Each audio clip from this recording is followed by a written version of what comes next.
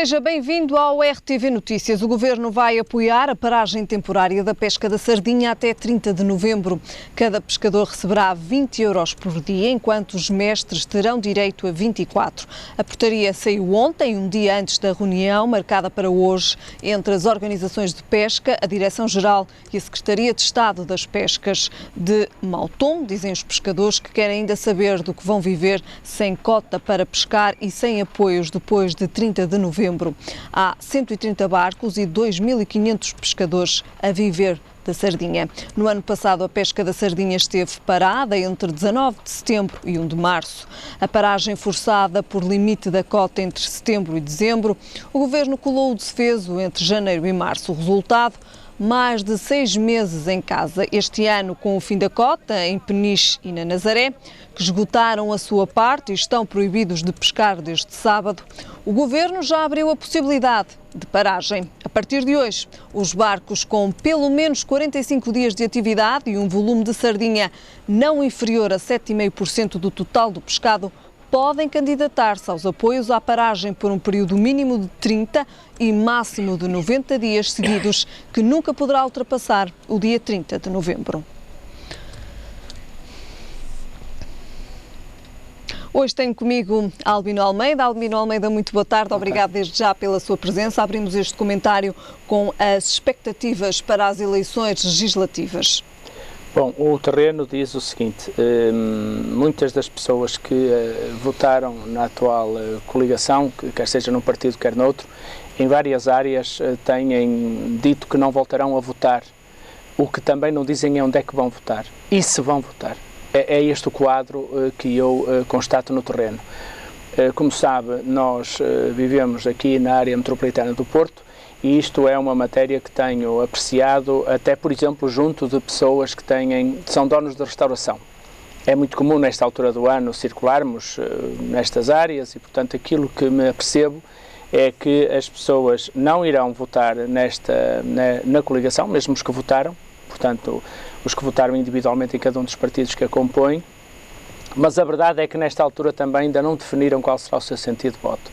Ou seja, muitos indecisos. Muitos indecisos. Ainda. Eu acho que este é um problema que se vai prolongar até às últimas semanas e por isso mantenho aquilo que aprendi nas autárquicas de Vila Nova de Gaia. As pessoas durante muito tempo têm hesitam sobre o que é que vão votar. Estranhamente perguntadas sobre quem vai ganhar, indicam neste momento, em todos os estudos e trackings e tudo, indicam que é o Partido Socialista. Mas em boa verdade indicam também ainda, com uma diferença apreciável, qualidades entre o secretário-geral do Partido Socialista e o primeiro-ministro bastante diferentes, favorecendo claramente o secretário-geral do Partido Socialista, partido que entendem que vai ganhar as eleições.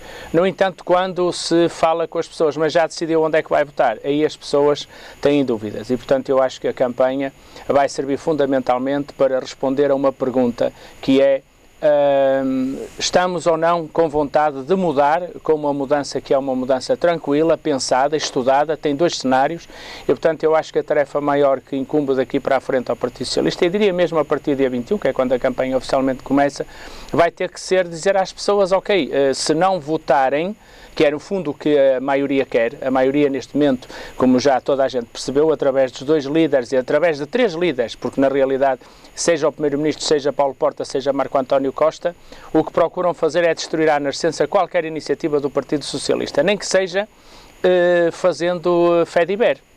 E, portanto, isto é uma tarefa complicada, até porque qualquer coisinha que se diga, é também muito potenciada pela comunicação social, que está mais interessada em discutir a espuma dos dias do que propriamente o fundo das questões. Grandes observadores da economia têm vindo a questionar o Governo sobre o verdadeiro alcance das propostas que não quantificaram, que alegam que estão em Bruxelas, no plano de estabilidade e crescimento que entregaram em Bruxelas e, portanto, estando em Bruxelas, está resolvido o problema. Ou seja, aquilo que eu digo é, os portugueses vão ter que perceber se querem votar no escuro ou se querem votar em propostas que conhecem, que estão quantificadas, que têm 2 cenários e, portanto, é este o debate que vai ter que ser feito nas semanas da campanha eleitoral. Não tenho sobre esta matéria e cativar também dúvidas. Os indecisos. Fundamentalmente os indecisos, porque eu acho que acontece sempre, como aconteceu com o Partido Socialista em 2011, as pessoas que estão descontentes com a votação dos partidos que governam por norma, tendem a ficar em casa. Logo a seguir, no primeiro julgamento das políticas, tendem a ficar em casa. É isso que explica, por exemplo, que em Gaia nós tivéssemos tido em 2011 a primeira vez em 40 anos de democracia que o PSD ganhou as eleições em Gaia, com uma abstenção recorde. Significa, portanto, que as pessoas que estavam desiludidas com o governo do Partido Socialista em Gaia optaram por abster-se nas eleições de 2011 e em 2013 deram uma maioria ao Partido Socialista para a Câmara de Gaia. Portanto, eu não teria grandes dúvidas existenciais, mas alertaria para a necessidade absoluta de dizermos aos indecisos que depende deles mais do que nunca aquilo que o país será a partir do dia 5 de outubro. Muito bem. Albino Almeida, a concessão da Metro do Porto e da STCP está a motivar críticas por parte do autarca de Gaia. Bom, Eduardo Vitor Rodrigues tem defendido um papel muito mais interveniente das autarquias. Eu penso que também, desse ponto de vista, há uma convergência muito grande de pontos de vista entre o Presidente da Área Metropolitana do Porto, ou da Junta Metropolitana do Porto, e todas as forças vivas na região que está abrangida pelo STCP, no sentido das câmaras terem aqui um papel maior. Acontece que o Governo usa aqui 2 pesos e 2 medidas. Aos privados dá condições que não dá às autarquias.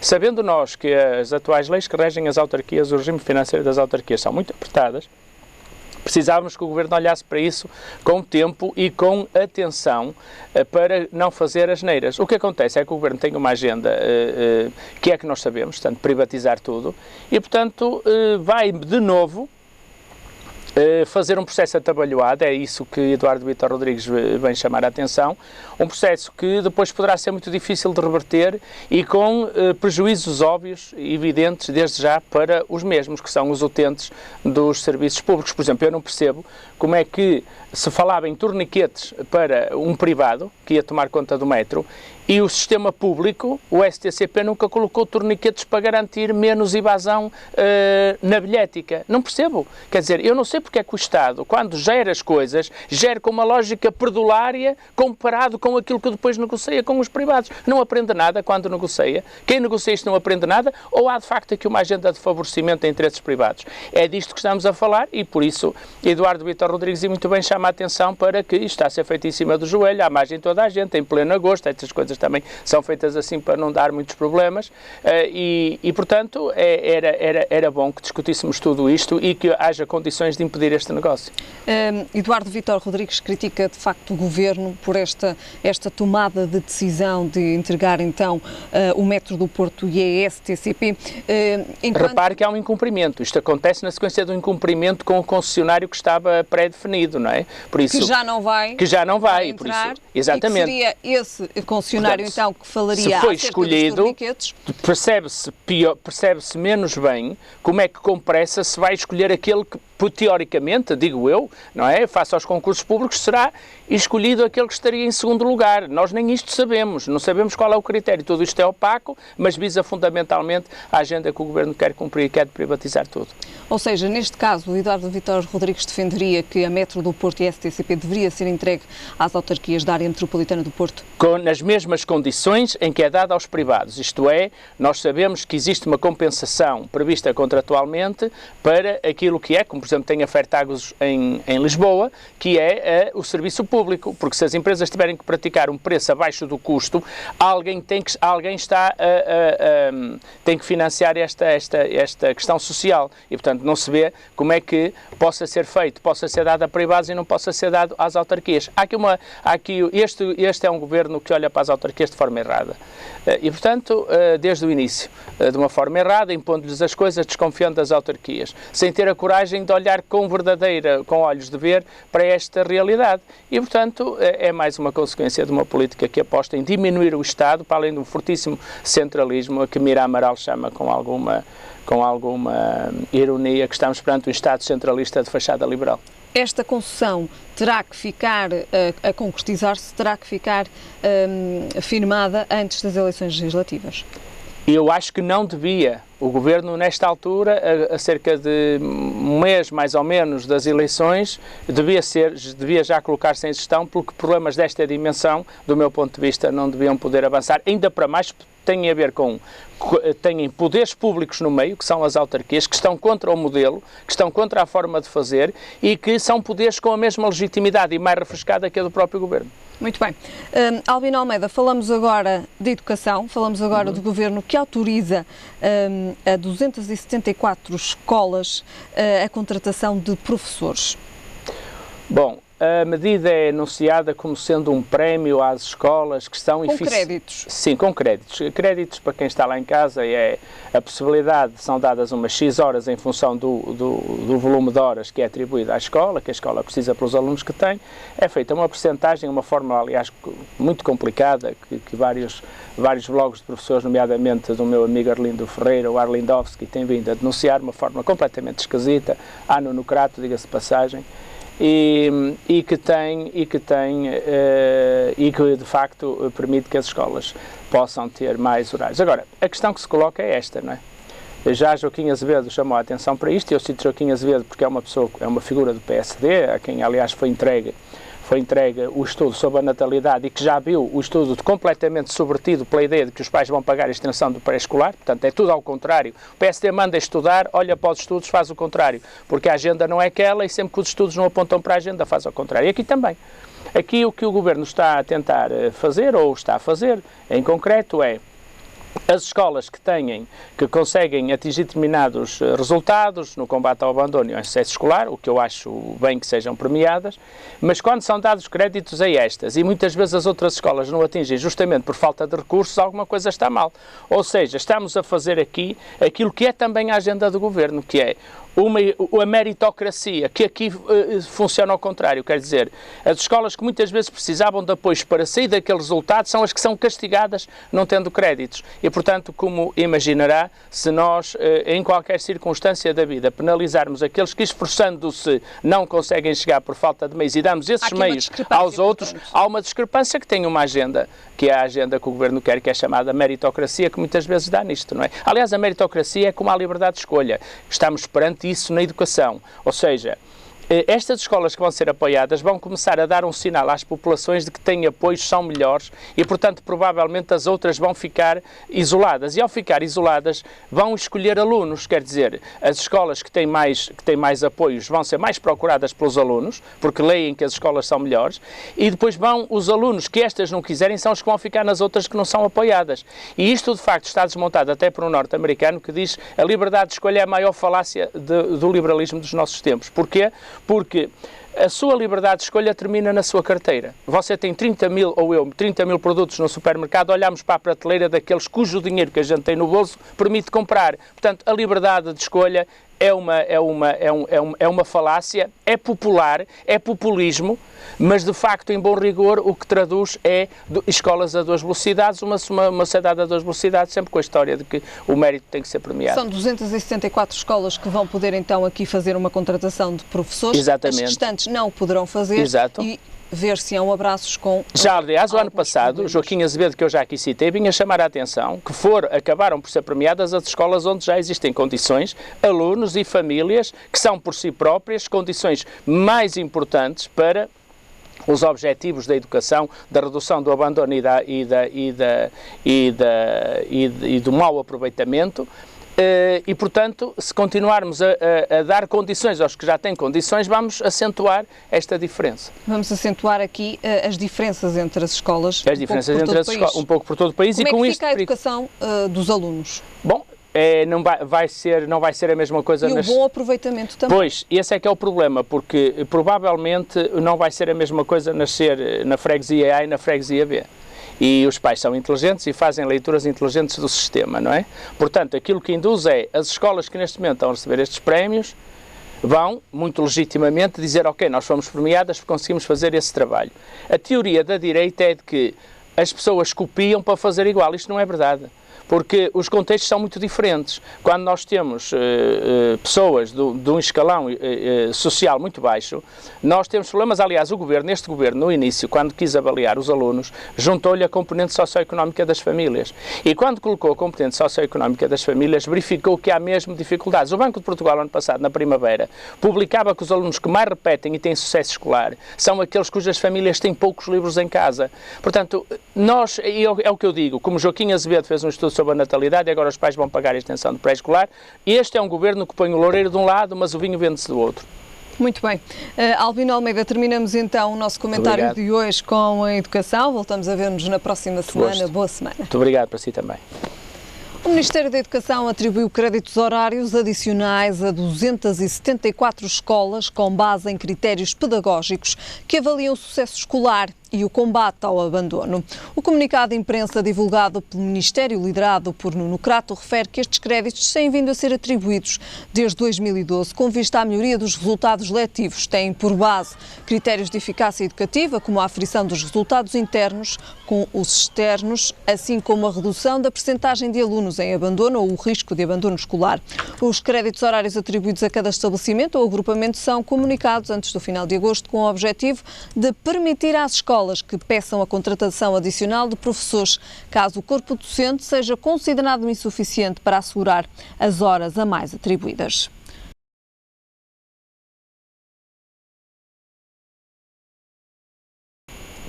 Hoje, terça-feira, é também dia de comentário de economia. Comigo tenho o António Meira. António Meira, muito boa tarde. Obrigado desde já pela sua presença. Começamos por falar então da queda da Bolsa na China, que arrastou todos os mercados. O que é que se passou para esta queda tão abrupta na Bolsa da China? O que é que se passou? Em primeiro lugar, para tentar estancar a queda da Bolsa, o governo chinês já reduziu hoje a taxa de juro e está a exigir rastros inferiores aos bancos, de forma a que os bancos possam contornar esta situação que está a acontecer. Ora bem, temos que regressar um pouco atrás e a China nos últimos 20 anos... Isto é também uma desaceleração. Isto é uma desaceleração da economia chinesa. Portanto, a China nos últimos 25 anos, pelo menos nos últimos 20, cresceu a um ritmo superior a 10% ao ano. Nos últimos 5 tem vindo a crescer menos. Este ano que findou em 2014 cresceu 7%. As previsões para 2015 já estão abaixo daquilo que o governo chinês previa e daquilo que o Fundo Monetário Internacional previa. De qualquer forma, não parece que isso seja, enfim, a razão principal para a queda generalizada das bolsas a nível mundial. A bolsa da China cresceu nos últimos 18 meses 140% a 150%. Portanto, também é um crescimento desenquadrado da própria economia. Este ano não, no último mês caiu mais de 40%, portanto só ontem caiu 8,5% e hoje creio que foi 6%. Portanto, claro que o crescimento da China está a defraudar as expectativas dos investidores, mas também é um motivo para os investidores se desfazerem de alguns ativos, porque entendem que já subiram demasiado. Como eu referi, a bolsa chinesa que está sediada em Xangai subiu nos últimos 8 meses 140% a 150%, portanto tudo que sobe, como se diz, cai. De qualquer forma, estamos aqui também perante uma armadilha, uma bomba relógio da liquidez. As taxas de juros a nível mundial têm estado muito baixas. Aliás, há situações, há países, como alguns países da Europa, ou em toda a zona euro, o Japão, por exemplo, em que já tem taxas negativas. Os Estados Unidos, desde 2008, vieram a descer as taxas, em que fixaram, pelo menos nos últimos 4 anos, em 0,25 ponto base. A Europa também tem a mesma taxa, portanto, há uma propensão a que os investidores invistam não em depósitos a prazo, porque as taxas, como referi, são negativas, mas em ativos em que possam ter uma rentabilidade muito superior, e é o que tem acontecido. Por exemplo, a Bolsa Alemã, neste momento, com a queda de ontem, ficou em 2015 a perder 1,tal%, quando já tinha ganho este ano cerca de 25%.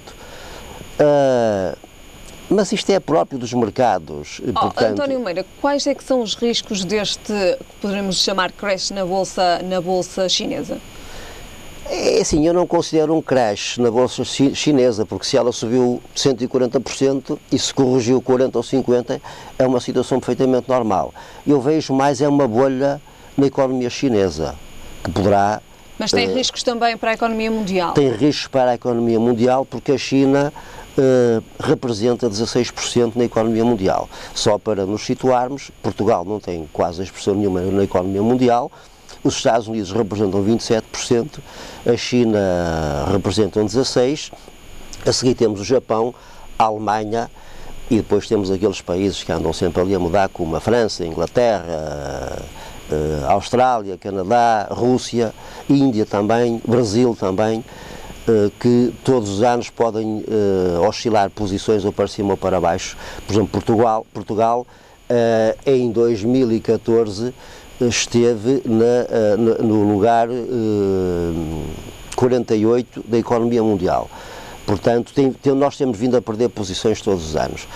E também para quem nos está a ouvir, para perceber o que é o PIB da China, ou português ou até americano, os Estados Unidos tiveram um PIB em 2014 na ordem dos 17 trilhões de dólares.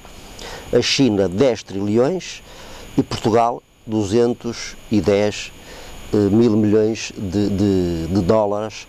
Portanto, está muito abaixo dos trilhões que esses países obtêm na economia. Portanto, eu vejo aqui, já vejo há alguns anos a economia chinesa a desacelerar e isto poderá causar problemas. Aliás, um dos problemas da queda do petróleo também tem a ver com a queda da procura na economia chinesa, a queda do ouro também, todas as matérias-primas têm vindo a cair precisamente porque a China tem vindo a procurar muito menos essas matérias-primas.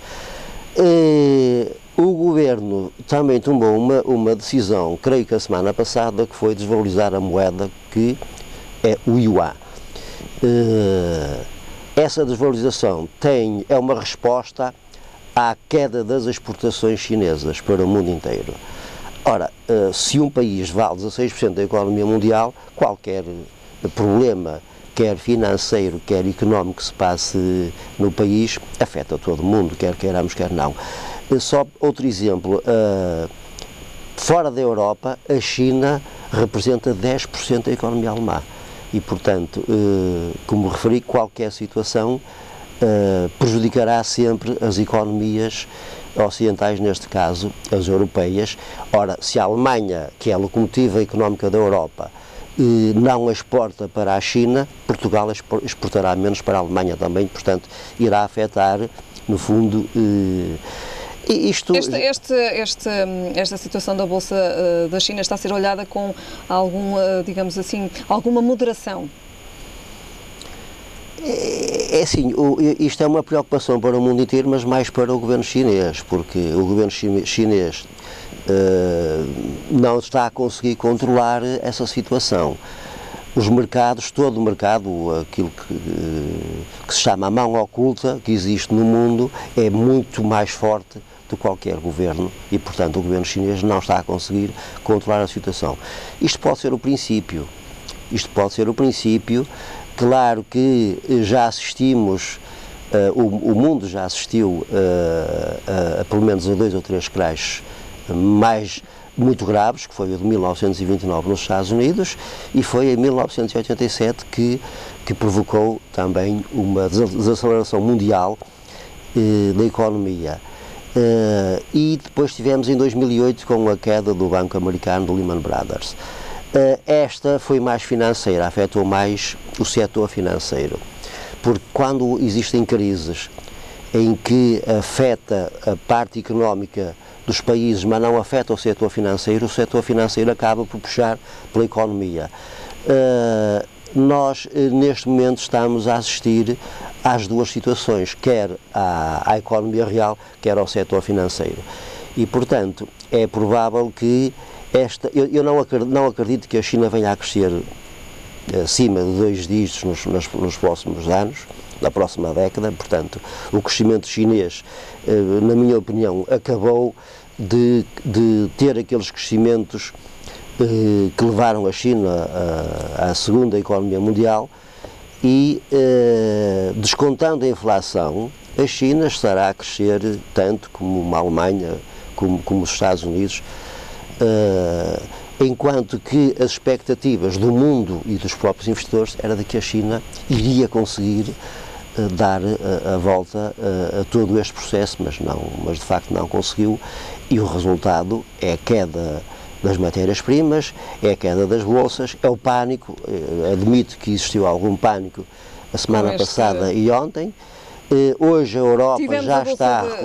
A Bolsa de Atenas, que falámos também há caiu cerca bastante, de 15 dias, caiu bastante. Quando todos os holofotes estavam centrados na Grécia, de repente passaram para a China. Os holofotes têm que estar centrados no mundo inteiro atualmente. António Meira, isto significa que não basta acumular ativos financeiros internacionais? Não, não basta acumular ativos financeiros internacionais, tem que ser acumular outro tipo de ativos que não sejam financeiros, porque isto é tão instável e de repente fica mais instável. E porquê? Porque as grandes bolsas mundiais, do exemplo de Nova Iorque, funcionam muito na primeira hora e na última hora. E porquê? Porque estes são milhões e milhões de transações que se fazem por minuto, não digo por segundo, mas por minuto, em que é impossível o ser humano fazê-las. Estarão os computadores a fazê-las. E muitas vezes, como aquilo funciona por algoritmos, e quando há uma situação de queda, o próprio sistema informático ajuda a cair, não é? Eu recordo que a China há um termo técnico que se chama short selling, que é vender um ativo que não o temos. Portanto, eu posso vender uma ação que não a tenho em meu poder, que não a tenho no meu portfólio. A China também proibiu recentemente isso. Eu acho que, entendo eu, que o short selling distorce o valor da empresa e até o valor do mercado.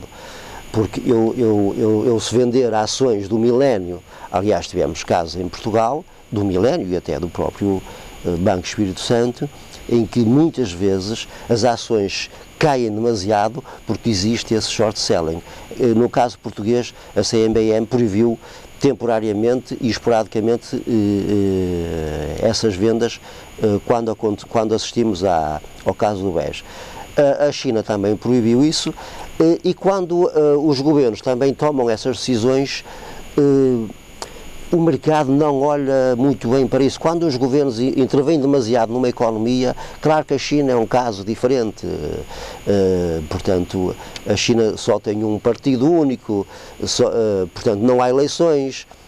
É um caso diferente e os investidores estão habituados. De qualquer forma, seja na China, seja na Alemanha, ou no Japão, ou em Portugal, quando o governo intervém demasiado na economia, portanto, o mercado normalmente não recebe muito bem essas notícias e depois, como vemos, acaba por tratar da situação de uma forma exatamente contrária àquilo que o governo poderia esperar, não é? Muito bem.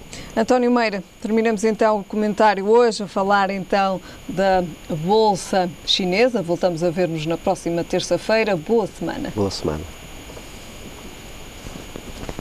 Ficamos agora com a previsão do estado do tempo para amanhã. É então esperado céu pouco nublado ou limpo. Quanto a temperaturas, o Porto espera uma mínima de 16 graus e uma máxima de 22. Em Lisboa a mínima será de 17 graus e a máxima de 29. E em Faro a mínima será de 19 graus e a máxima de 26. É tudo por agora. Já sabe, a informação regressa mais logo. Até lá, fique bem.